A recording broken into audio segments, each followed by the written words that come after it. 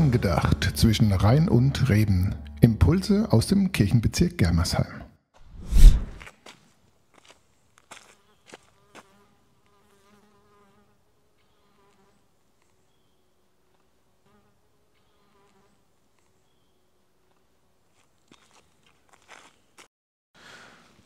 Und jetzt, wie geht's weiter?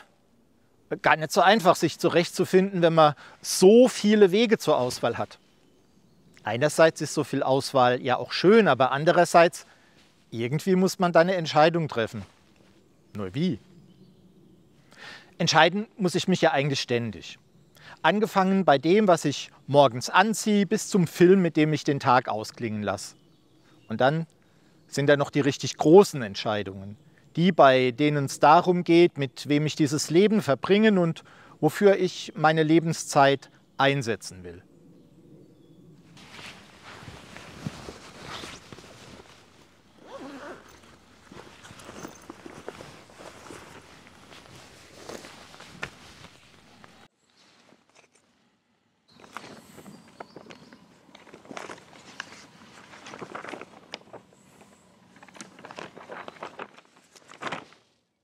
Um im Wald den richtigen Weg zu finden, da hatte man früher meistens eine Wanderkarte dabei.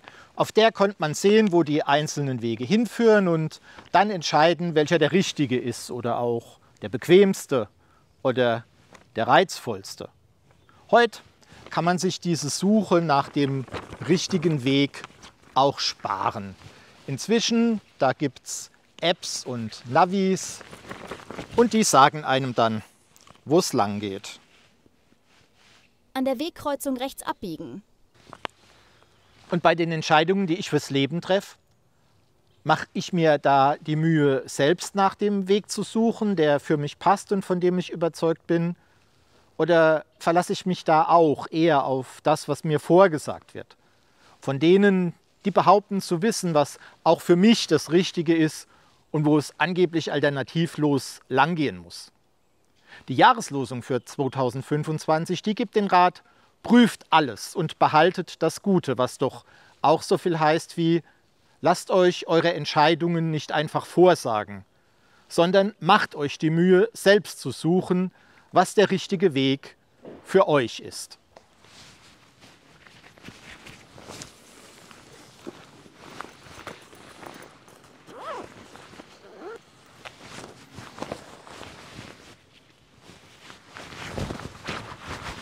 Ich habe übrigens entschieden, dass dies mein letzter Beitrag bei Angedacht zwischen Rhein und Reben sein wird. Ich möchte den Platz freimachen für diejenigen, die in der digitalen Welt wirklich zu Hause sind, mehr als ich das bin und wohl je sein werde. Für die Entscheidungen, die vor Ihnen liegen, wünsche ich Ihnen Gottes Segen.